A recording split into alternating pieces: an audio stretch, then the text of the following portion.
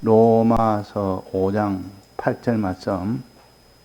우리가 아직 죄인 되었을 때에 그리스도께서 우리를 위하여 죽으심으로 하나님께서 우리에게 대한 자기의 사랑을 확정하셨느니라.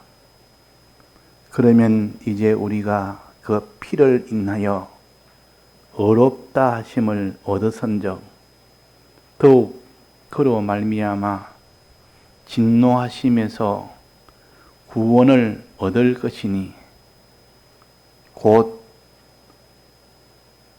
우리가 원수 되었을 때에 그 아들의 죽으심으로 말미암아 하나님으로 더불어 화목되었은즉 화목된 자로서는 더욱 그의 살으심을 인하여 구원을 얻을 것이니라.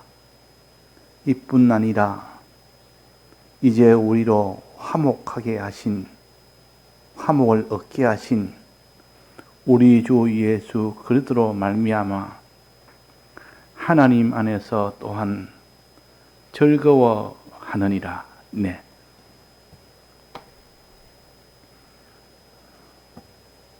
우리가 믿는 사람이 해야 될 도리는 주님의 이 대속을 믿는 것에서부터 시작이 되어야 됩니다. 믿는 것은 마음의 모든 역사입니다. 내 마음이 주님의 이 네 가지 대속을 믿는 자가 될 때 그 대속이 실제로 나의 것이 되는 겁니다. 아무리 법적으로 다 이루어도 내 것이 되지 아니하면 소용이 없는 것입니다. 그래서 믿을 때 내 것이 되고 행할 때 내 것이 됩니다. 그래서 우리는 항상 주님의 대속을 믿고 행해라. 이 말은 주님이 법적으로 이루어진 대속을 실상이 되도록, 실상으로 너희 것이 되도록 해라. 그 말입니다. 안 믿으면 주님은 우리 위하여 했지만 내가 거부하면 받을 수는 없습니다. 실상은 못 받습니다. 그래서 믿음으로 우리는 구원을 얻는 겁니다. 예수님이 다 해주셨지만은 다 해주신 그 일을 내가 믿어야 그 효력이 내게 오는데 내가 마음에 의심을 하고 믿질 않으면 법적으로 이런 구원이 실제로 내 것이 되지를 못합니다. 그래서 믿으라. 믿되 진실하게 믿어야 된다. 하나님이 진실하게 믿었는지 안 믿었는지는 행하는 것 보고 판단하십니다. 그래서 행함이 필요하다는 뜻이지. 믿음은 진실로 믿으면 필연적으로 행하게 되는데 사실 진실로 믿으면 행함이 필요 없는 겁니다. 다만 진실로 믿든지 안 믿든지 하나님이 시험하기 위해서 행함을 요구하시지. 그래서 우리가 하나님 뜻대로 행하는 거 보면 진실로 믿었구나. 행치 못하는 거 보면 내가 믿는데도 진실로는 믿지 않았구나.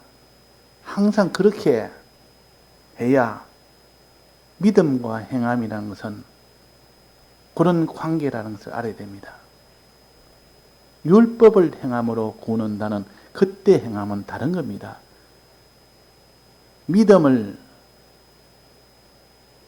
참으로 믿음을 믿었으니 그 표시로 행하는 그 행함을 지금 말하는 것이고, 주님의 대속을 부인하고 내가 율법대로 행해서 구원 얻겠다 하는 것, 이거는 율법주의요. 그는 율법주의라. 그러나 그것이 아니고 주님의 대속을 내가 믿습니다. 믿음으로 내가 구원 얻는데 그 믿음이 어느 정도 믿느냐? 한번 실험을 해보자. 시험을 하자 해서 어려움을 줬을 때 그때 행하는가 행치 않는가 하나님 보신다 그 말입니다. 마음이야. 그는 밖으로 객관적으로 볼 수가 없으니까 나는 믿는다 하고 이 고집을 부리고 자기가 주장을 하면 누가 거기에 대해서 증명을 하겠습니까? 그러나 행하라고 주님이 계명을 줘놓고 행하는 것 보니까 정말 믿으면 행하게 되고 안 믿으면 행치 못하니까 행치 못하는 거 보고 너는 아직 믿지 못했다. 행하는 것 보고 너는 참말로 믿었다. 그렇게 할 수가 있습니다. 그러나 이렇게 행하는데 그것을 가지고 하나님이 판정을 하는데 자기 힘으로는 행할 자는 한 사람도 없습니다. 계명을 지키라면 계명을 못 지킵니다. 왜? 이 자기 속에 옛사람이라는 옛사람이 항상 방해를 하지. 우리 바깥에서는 죄와 마귀와 사망이 세상을 붙들고 이렇게 유혹이나 협박으로 방해하지. 그게 못 이깁니다.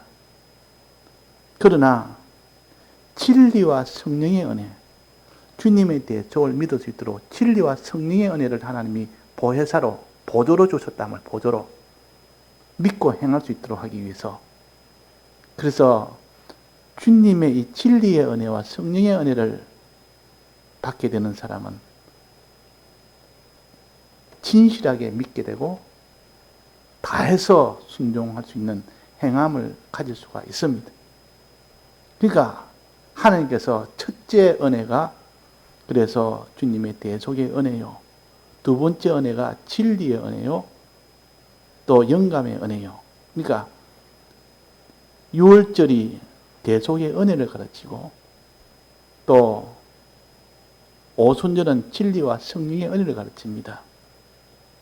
이런 은혜의 제일 큰 은혜, 첫 번째 절기, 두 번째로 하나님의 큰 은혜, 오순절 절기. 그로 인하여 성령을 받으면 그 사람은 광야를 만나게 됩니다. 이거 성령의 은혜입니다. 성령의 역사가 광야를 만나게 해주는 겁니다. 성령에 이끌리어 광야로 가사. 자, 왜 광야로 성령이 그쪽으로 이끈다 했습니까? 환난 속으로 왜 이끕니까? 환난을 통해서 인내를 할 수 있기 때문에, 인내를 통해서 연단이 되기 때문에, 연단이 된 그것이 곧 구원이 되는 겁니다. 그러니까 하나님은 우리를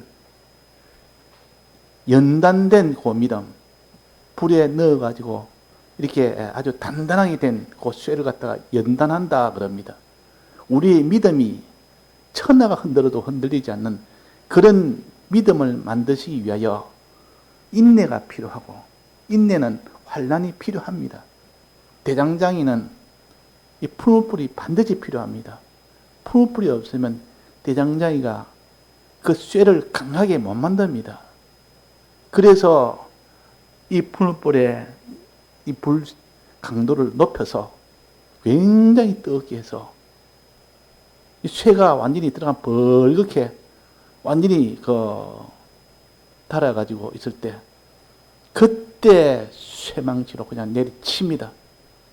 불에 뜨겁게 됐지, 내리치지, 또 찬물에 집어넣지. 그걸 반복을 한단 말이에요. 반복을 하면 쇠가 나중에 굉장히 단단해집니다. 전투에 나가서 싸우는데 칼을 가지고 이렇게 탁 치니까 칼날이 이가 툭 빠질 겁니다. 칼이 뚝 부러질 겁니다. 그러면 그런 거는 전투에 못 씁니다. 쳐도 아무리 강한 방패가 있어도 그게 칼이 상하지 아니하고 아무리 갑옷이 있어도 칼이 그것을 다 이길 수 있는 그런 칼이 되어져야 강한 칼이라. 우리의 믿음도 이런 강한 믿음이 되는 이것을 가져서 연단이다. 그 연단이 되려면 환난이 필요합니다. 이 불같은 환난, 그 속에 연단된 믿음이 만들어집니다. 그래서 이 환난은 성령이 환난으로 인도합니다. 그 환난이 어디서 왔느냐? 성령이 인도해서 만나는 겁니다. 성령이 그 환난을 만나게 합니다. 동시에 성령은 또 우리 성도를 인도를 합니다. 믿도록 인도하고 행하도록 인도합니다. 그 성령은 양쪽을 다 한다고 말이에요. 환난도 성령으로 인해서 환난이 오고 성령으로 인해서 믿음이 견고해지도록 해서 인도하고 그 성령의 인도와 성령의 환난으로 이렇게 인도하지 성령이 우리의 믿음과 행함으로 나아갈 수 있도록 인도하지. 이 두 양면을 가지고 인도하기 때문에 환난은 성령의 은혜요. 인도도 성령의 은혜요. 그래서 우리가 환난을 만난 것도 성령이 우리를 광야로 이끌었구나. 또 여기서 하나님의 인도가 무슨 인도냐? 인도만 따라가면 내가 성공한다. 그러면 하나님이 그것을 보호를 해줍니다. 성령의 인도를 따라가면 그 환난에서 보호를 해주십니다. 풀불에도 들어가면 태우지를 못하고 사자굴에도 들어가도 죽이지는 못합니다. 그러나 하나님께서 때가 되면 완성을 이루기 위해서 하나님이 죽도록 허용을 하지. 그 외에는 하나님이 허용을 안 합니다. 하나님이 우리 성도를 구원을 위해서 거기서 십자가의 고난을 받게 하지 구원과 상관없는 십자가의 고난은 하나님이 주질 않습니다. 하나님 인도 따라가는데 구원을 위한 십자가는 주지만은 구원에 필요 없는 십자가는 하나도 주지 않습니다. 그 고난을 당하면 이거는 내 구원을 이루는데 필요한 고난이구나. 그 병원에 가면 주사도 맞고 수술도 하고 째고 깊고 또 바늘로 찌르고 그 얼마나 아픕니까? 그러나 그런 걸 통해서 고치기 위해서 부득불한 일이요. 우리가 만나는 환난은 우리를 구원하기 위한 하나님의 큰 사랑의 역사라. 그러니까 환난을 즐거워하고 하나님의 성령의 인도를 즐거워하고 기뻐하고 그 말입니다. 감사하고 그 말입니다. 그래서 우리가 환난 만나서 기쁘게 되고 감사가 된다면 벌써 반은 다 이긴 것이요. 또 하나님의 인도를 또 감사하고 하나님 이 환난 속에서 나를 이렇게 인도해 주시니 환난 주신 것 감사하고 성령으로 인도해 주신 것 감사하고 성령으로 믿고 행할 수 있는 능력 주신 것 감사하고 그래서 우리가 이런 것을 감사하고 또 그 다음에 감사가 뭐라 했습니까? 기본 구원 주신 것 즐거워하고 감사하고 또 건설 구원을 소망으로 주신 것을 감사하고 또 주님이 우리에게 4가지 사활의 대속의 공로를 베풀어 주신 것을 감사하고 자, 전부 총 몇 가지입니까? 5가지. 주님의 사활의 대속 공로 이게 제일 먼저 아닙니까? 이걸 베풀어 주신 것을 감사하고 그 다음에는 그로 인하여 기본 구원 주신 것을 감사하고 그 다음에 그로 인하여 건설 구원을 소망으로 주신 것을 감사하고 그 다음에 이 건설 구원의 소망을 이루도록 하기 위하여 성령을 주셔서 그 성령을 통하여 환난 주심을 감사하고 그 환난 속에서 성령을 통해서 인도해 주심을 감사하고 자 그래서 총 5가지입니다. 5가지에 대해서 우리가 참 기뻐하고 감사할 수 있는 이 사람이 되도록 우리가 연습을 해야 됩니다. 이것이 고요할 때 환란이 오기 전에 이것을 수없이 자기가 연상을 해서 상상을 해서 그런 현실이 오면 내가 이렇게 왜 기쁜지 지금은 그런 환란이 오기 전이기 때문에 기쁠 이유가 있지 않습니까? 그 이유를 가지고 자꾸 새길 때 실제로 그런 일이 오면 거기 낯선 현실이 아니고 수없이 내가 연습을 했던 그런 현실이 오기 때문에 거기서 감사할 수 있는 사람이 되는 겁니다. 그건 한 번도 연습을 안 해놓으니까 그냥 이론적으로만 아는 것은 그때 오면 기억도 못하고 또 자기 속에 깊이 새겨져 염색이 되어져야 되는데 염색도 안 되고 그러니까 그것을 낯설어서 이기지를 못합니다. 그러니까 우리가 진리의 말씀을 들을 때 이런 5가지 은혜에 대해서 우리가 늘 감사할 수 있는, 기뻐할 수 있는 사람이 되도록 깨닫고 그것을 자꾸 새기고 또 기도하여 성령의 은혜를 구하면 내가 생각지 못한 그런 성령의 은혜가 오면 깨달아지고 믿어집니다. 그래서 사람이 환난 때도 이길 수가 있죠. 자, 그래서 오늘 밤에는 이 5가지 기뻐하고 감사해야 될 5가지 중에 첫 번째인 사활의 대속 공로, 주님이 죽으시고 부활하심으로 인하여 주신 이 대속의 은혜, 이게 대해서 감사해야 되는데 우리 여기에 대해서 오늘 이거 8절부터 남아 있습니다. 자, 주님이 대속의 공로, 첫 번째는 뭡니까? 사죄의 공로 아닙니까? 그 다음에 두 번째는 칭의의 공로요. 세 번째는 하나님과의 화친의 공로요. 네 번째는 영생의 소망의 이 공로입니다. 8절입니다. 우리가 아직 죄인 되었을 때에 그리스도께서 우리 위하여 죽으심으로 하나님께서 우리에게 대한 자기의 사랑을 확증하셨느니라. 죄인 되었을 때 우리 대신 죽었으니까 그게 사죄라고 말입니다. 이 사죄의 이 은혜를 주신 겁니다. 우리가 죄인 되었을 때 이 죄값을 예수 그리스도께서 대신 받음으로 인하여 죽었어서 하나님과 우리 사이에 이 죄라는 이 큰 휘장이 완전히 찢어져 버린 겁니다. 하나님과 우리 사이에 가로막고 있는 큰 죄, 이것을 완전히 찢어버렸단 말이에요.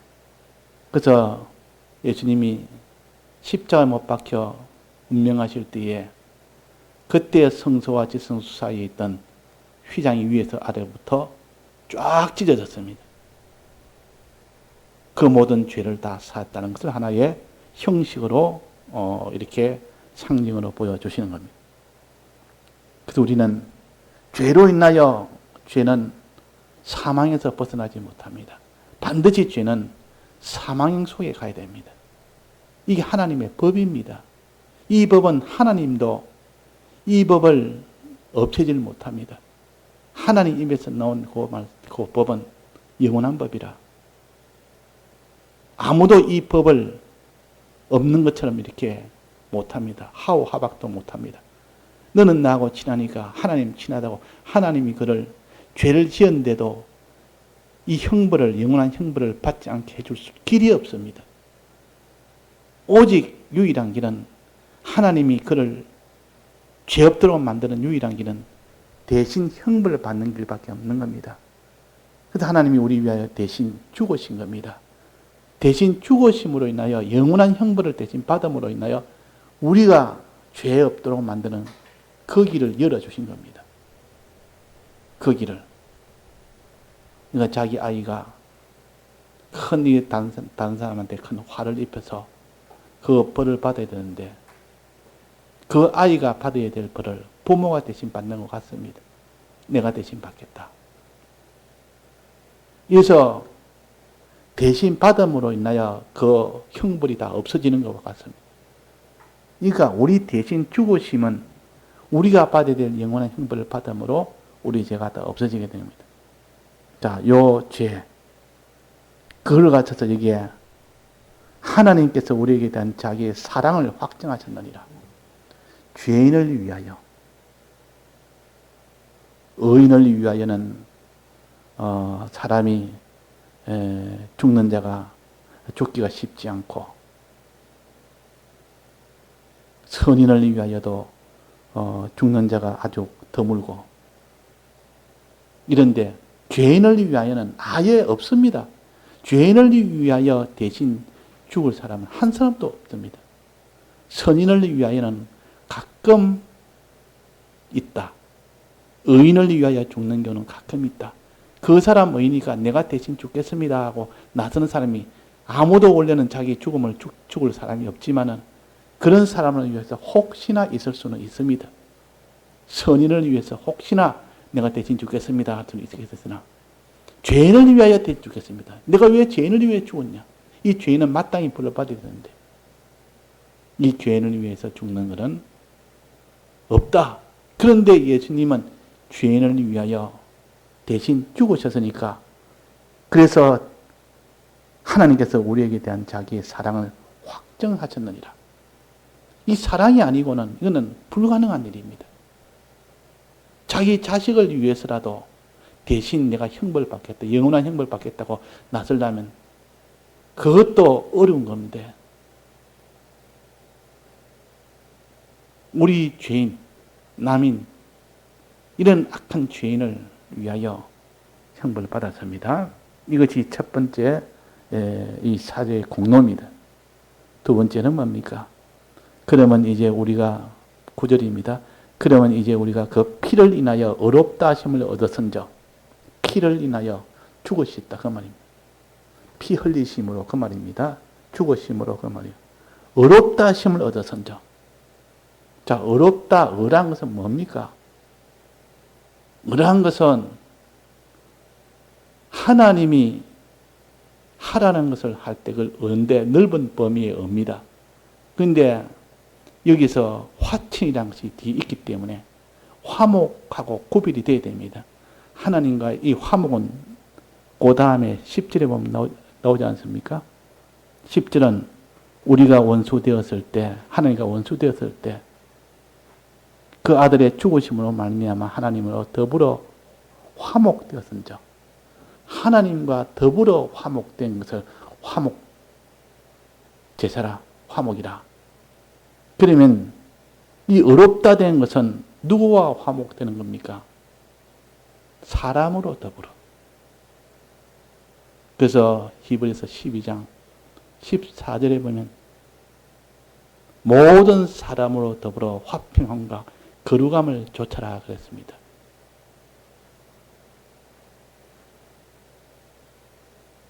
이것이 없으면 아무도 주를 보지 못한다. 그러니까 이 의가 없으면 아무리 화친이 있어도 주를 보지는 못합니다.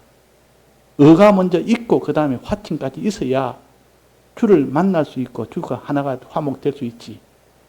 아예 의가 없으면 주를 보지를 못합니다. 거룩이 없으면 주를 못 봅니다. 만나지를 못합니다. 그러니까 의가 있고 이제 만날 수 있는 자가 되고 그 다음에 화친이 있고 그 다음에 이렇게 화목이 되는 겁니다.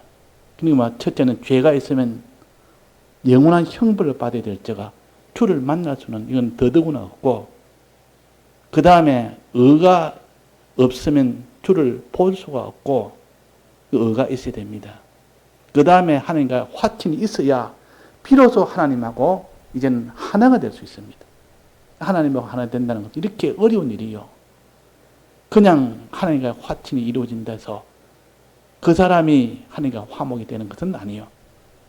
그 앞에 죄가 먼저 없어야 되고 의가 있어야 그 두 가지가 밑바탕이 먼저 있고 그 다음에 하나님과의 화목이라는 이 공로를 통해서 하나님과 화목이 됩니다. 그러니까 하나님과 화목이라는 이 공로는 죄 없는 사죄가 먼저 전제가 되어야 됩니다. 칭의가 먼저, 의로움이 전제가 되어야 됩니다. 그것이 없고는 화목을 주님 대신 화목했다 해도 주님과 화목이 안 되는 겁니다. 그래서 죄는 세상에 대해서, 물질에 대해서,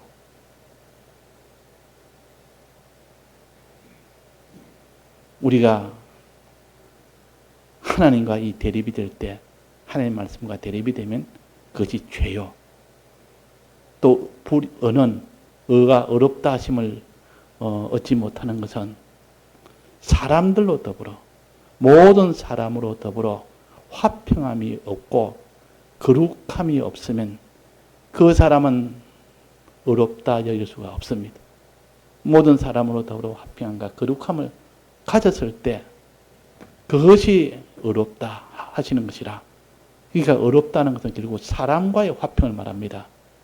사람과의 화평이 있고 그 다음에 하나님과의 화평이 그 다음으로 있는 것이지, 사람과 원수가 되놓고 하나님 내가 하나님을 내가 사랑합니다. 하나님과 내가 화목되기 원합니다. 난 너를 모른다. 사람을 저렇게 사람하고 불목이 되어 있는 너희는 나와 화목이 될 수가 없다. 그래서 의가 먼저 있어야 하나님과 화목이 이루어진다는 거. 십계명을 본다면 이 세상에 있는 죄는 뭡니까? 물질에 대한 죄. 8계명에 도적질 하지 말아라.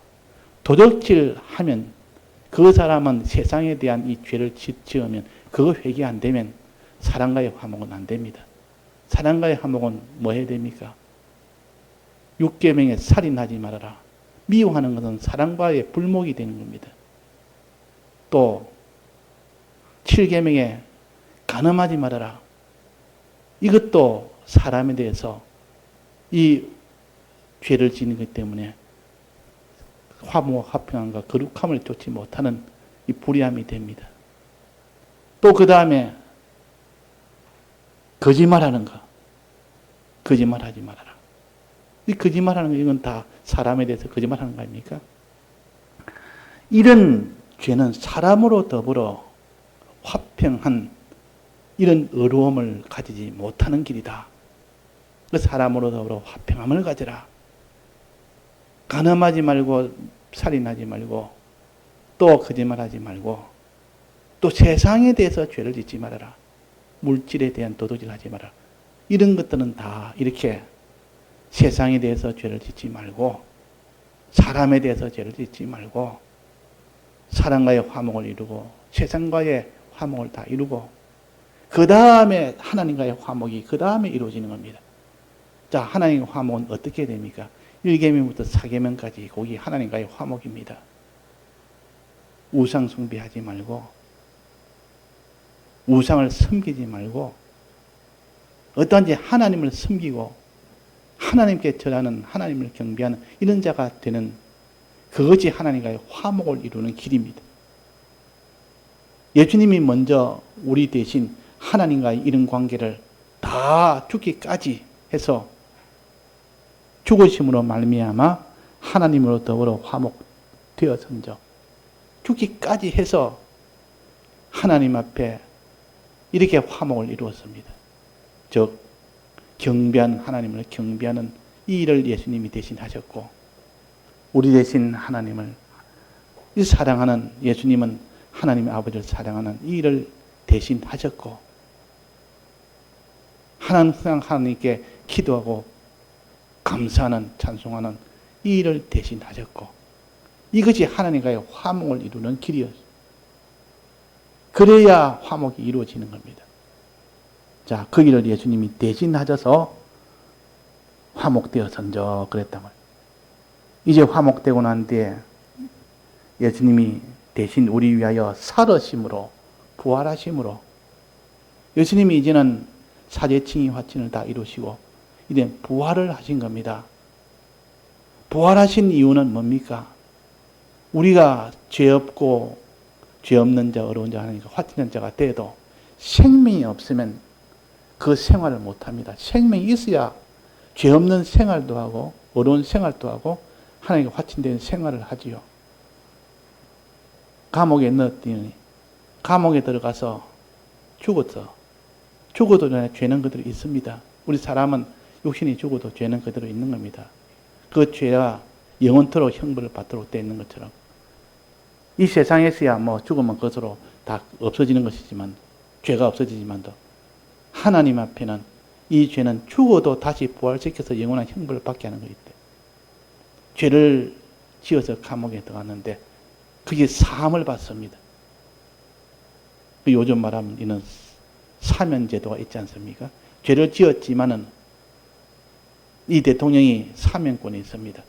이 사람은 죄를 지어도 앞으로 이 사회에 필요한 사람이라 이 정도 같으면 비록 죄를 다 받지 않아도 죄값을 안 받아도 대통령의 권한으로 사면을 시켜주는 겁니다.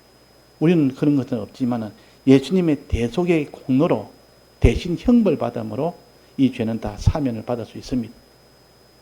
사면 다 받아도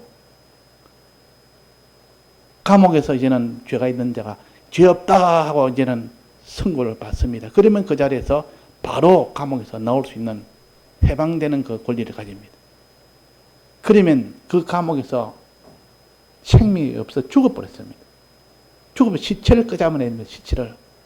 시체를 끄잡아내니까 생명이 없으니까 그런 생활을 못하는 겁니다. 뭐 죽지 않아도 그건 죽은 것 같이 그반 죽은 것처럼 됐으면 나오나 그 안에 있으나 나오나 뭐 생활 못하는 똑같은 겁니다. 그러나 거기서 생명을 주신 겁니다. 이게 부활의 은혜예요. 생명을 주신 겁니다. 생명을 주니까 그것을 이제는 죄 없는 자가 이제는 생명까지 받았으니 이제는 죄 없는 생활을 할 수 있습니까? 없습니까? 할 수가 있습니다. 그러나 그 생명은 살아있는 생명은 맞는데 환난을 이길 만큼 그런 힘은 아니라 그 힘을 부활하고 난 뒤에 예수님이 50일 만에 성령의 은혜를 주십니다. 진리의 은혜를 주십니다. 그 두 은혜를 받고 나니까 이제 살아있는 생명을 가진 자가 거기서 힘을 얻어서 이제는 생명 생활을 성공하고 승리할 수 있는 그 정도로 나아갈 수가 있도록 하신 겁니다. 그것이 바로 진리와 성령의 은혜를 부활하고 난 뒤에 50일 뒤에 주셨던 겁니다. 이것이 예수님의 사활의 대속의 공로입니다. 그래서 우리가 이 대속의 은혜를 사제 칭의 화친의 은혜를 이 화친이라는 것은 하나님과의 화친이 있고 사람과의 화친이 있다. 또 세상 소유와의 화친도 있다. 물질에 대해서 죄를 짓지 말고 사람으로 더불어 죄를 짓지 말고 하나님으로 더불어 죄를 짓지 말고 하나님으로 더불어 화친하고 사람으로 더불어 화친하고 또 세상의 이 소유로 더불어 화친하는 자가 되어야만 비로소 하나님과의 화친이 됩니다. 그러고 나는데 이 주님이 우리를 부활하신 이 부활의 생명을 받아야 그것의 화친 생활을 할 수가 있고 성령의 이 감동을 받아야 화친 생활을 힘있게 환난 중에도 이 화친 생활을 할 수가 있는 겁니다. 예, 다 같이 통성으로 기도하시다가 자유하시겠습니다.